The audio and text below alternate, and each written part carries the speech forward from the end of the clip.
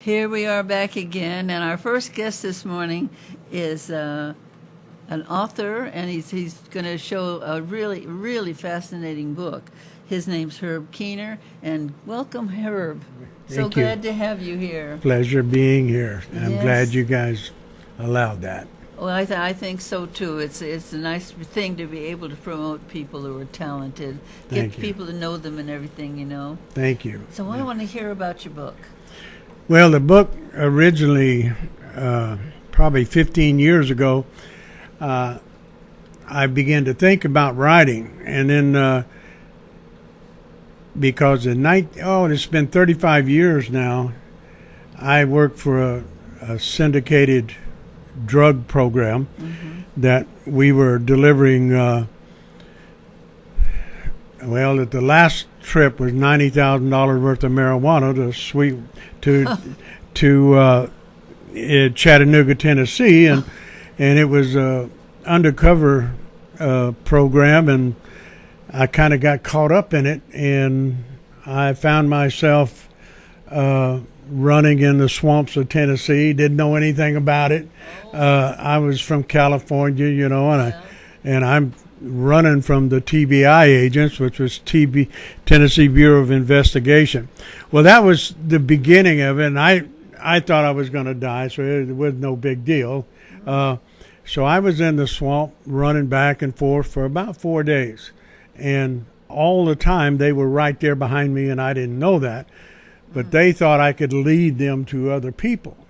So anyway, there was a lot of experiences of that. I run into many things that, as you would see in the book, I crawled through a great big pipe, and I thought, man, I hated snakes, and I looked at it and I said, well, better snakes than the law. So I dove in there and went across and looked around, and that was the day that I realized that I wasn't going to get away, because they were there. They were just there.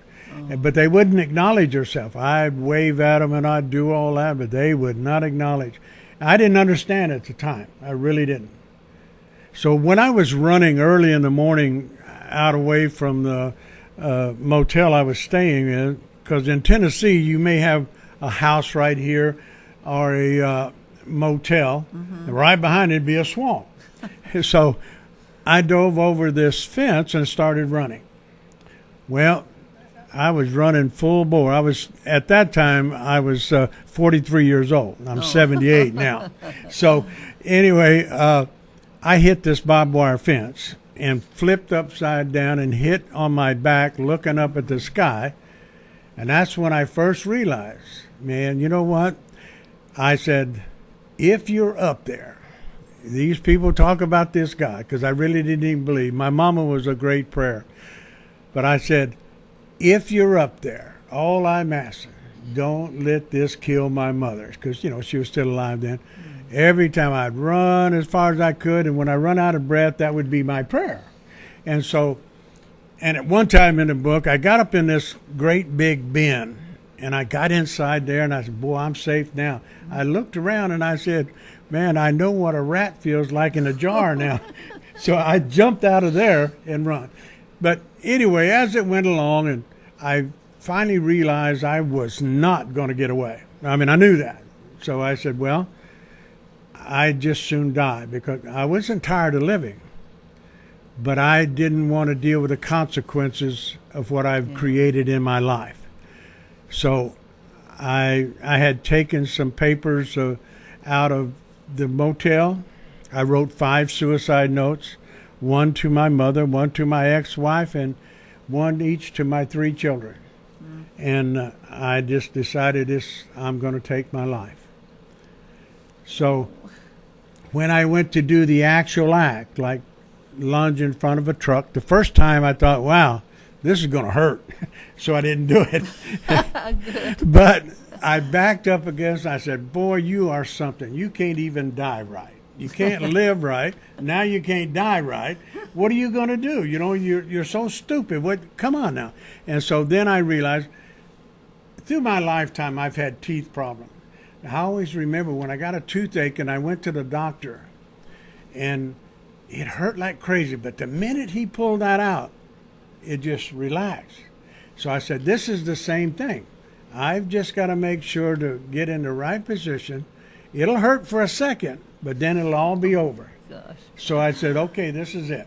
And I get down lunging, and the poor truck driver, I wasn't even thinking about them. He's laying on his horn like crazy, and I'm getting ready to dive in front of his truck. And just as I started to do it, it was something like hot oil from the top of my head to the bottom of my feet.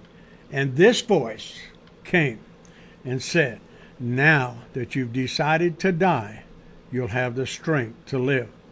Well, and at that point, I got a peace I'd never, ever felt in my entire life.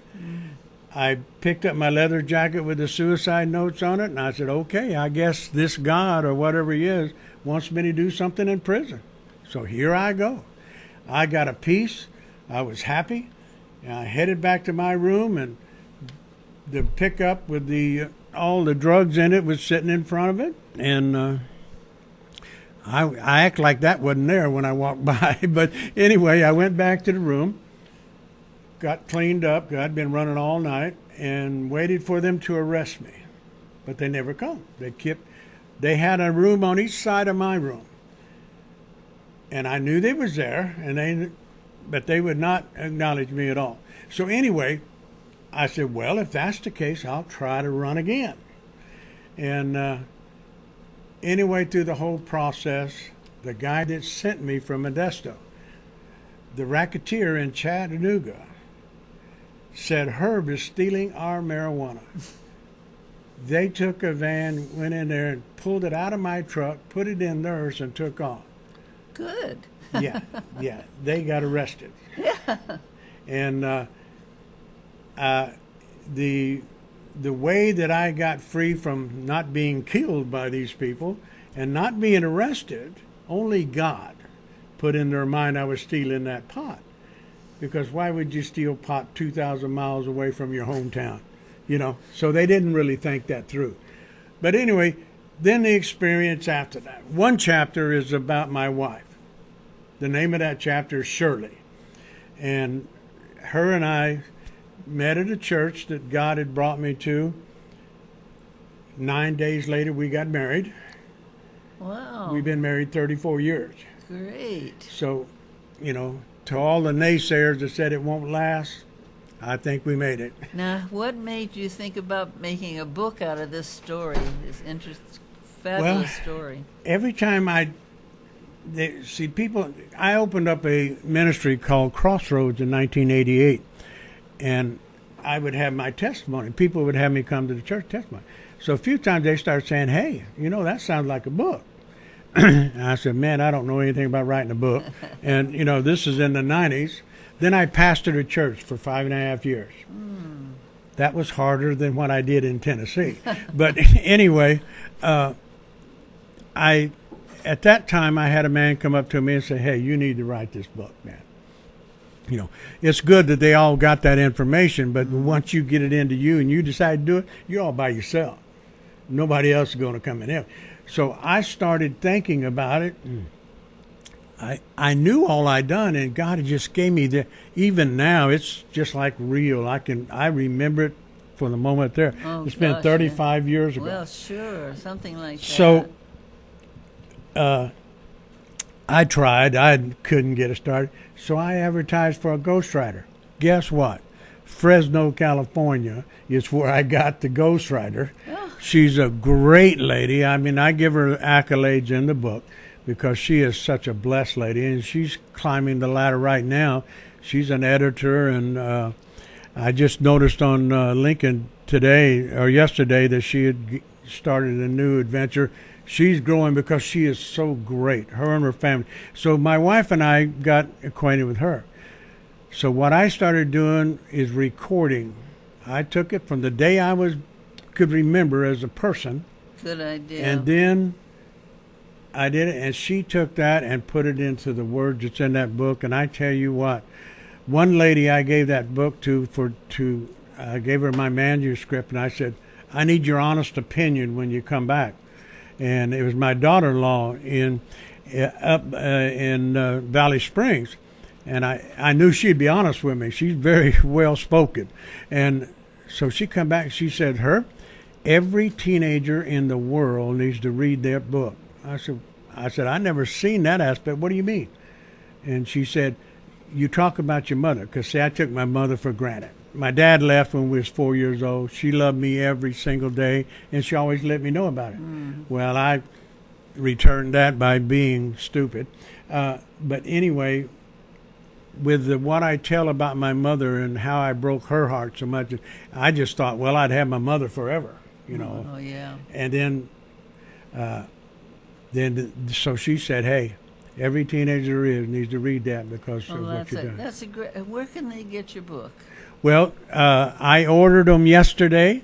They will be in 2 weeks, and I'm scheduled to come back after it's done. And tell them the name of the book. No, we haven't said that. The name of the book is Decision to Die, Strength to Live. And every single word is true. No matter how outlandish you might think when you read that. But I'll tell you this for sure. Right now, you could buy it at frierson.com at their store, and you can, in a couple of weeks, it'll be on Amazon, and it'll be Barnes & Noble. It'll be out there, and you can get it. But I've ordered quite a few copies, and I ordered a gallon of ketchup with them in case I have to eat them. So, but the key thing is, listen, I'm going to have to. All right. God go. bless. I want you to come back again and talk about it some more because we didn't get all. I'm sure there's other things about that book that you'd like to say. Okay, you will come back. Thank you so much. Thank you. God bless. We'll be right back.